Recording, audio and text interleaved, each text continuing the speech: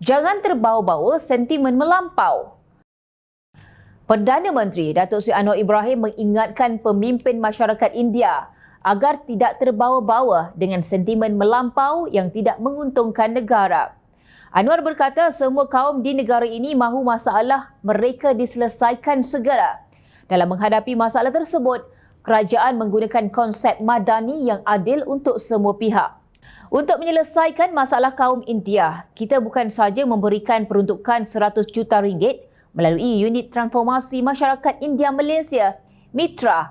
Sahaja sebaliknya kita juga selesaikan melalui program lain seperti tandas sekolah, kemiskinan tegar, rumah penjawat awam dan 30 juta ringgit melalui tabung ekonomi kumpulan usaha niaga nasional Tekun.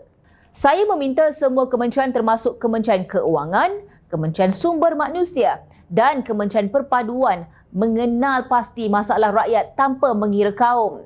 Polemik boleh diteruskan, kritikan dibolehkan, tetapi jangan mendengar hujah yang melampau dan bersifat perkauman yang keterlaluan dalam negara kita, baik Melayu, Cina atau India. Saya tidak peduli, katanya ketika berucap di Majlis Sambutan Pesta Punggal Kebangsaan 2024 di dataran Majlis Perbandaran Kelang di Padang Ceti semalam.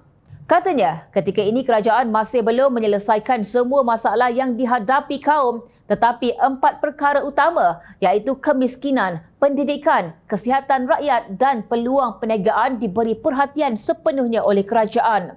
Malah katanya jawatan Perdana Menteri yang dipegangnya juga hadir dengan tanggungjawab yang besar dan disebabkan itu, dasar kerajaan juga jelas perlu ada. Sementara itu, Anwar juga berkata, selepas kerajaan berjaya membasmi kemiskinan tegar di Kuala Lumpur dan Negeri Sembilan, beliau kini menunggu laporan lengkap dari Selangor dalam tempoh 2 minggu berkenaan perkembangan sama. Berikut adalah amanat Anwar sempena Pesta Punggal Kebangsaan 2024. Yang pertama, Malaysia perlu pertahankan semangat perpaduan keamanan untuk membangunkan negara. Kedua, kerajaan berjaya menoktakan kemiskinan tegar dalam kalangan rakyat Kuala Lumpur dan Negeri Sembilan. Manakala yang ketiga, Perdana Menteri menasihati pemimpin India agar tidak terbawa-bawa sentimen melampau, kekalkan semangat bandani. Keempat, kerajaan ambil langkah satu persatu menyelesaikan masalah semua kaum di negara ini. Dan yang kelima, PMX minta Kementerian Keuangan, Sumber Manusia dan Perpaduan Negara agar semua program kerajaan mesti kenal pasti masalah rakyat tanpa mengira kaum. Apabila saya sebut begini, bukan mudah kerana ada di kalangan rakan dan kaum saya sendiri menyerang kita dengan menyatakan tidak adil kepada mereka. Saya tidak mahu jawab dan tidak peduli. Saya mahu ceritakan apa kita lakukan, masalah rakyat, masalah kita. Saudara-saudara tahu, saya banyak kali ke Kelang dan bila tumpu kemiskinan, kritik kita kerana kerajaan dulu kurang beri perhatian untuk jaga nasib rakyat yang paling miskin. Jadi, tahu kita lancarkan mana-mana anak, keluarga masuk kategori miskin tegar.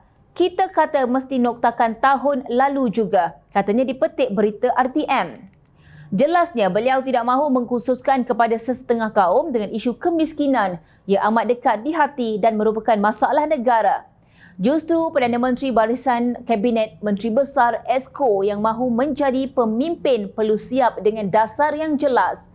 Hidup secara harmoni dan sejahtera, berpegang kepada konsep madani yang adil, jauhi sentimen perkauman yang bakal merosakkan.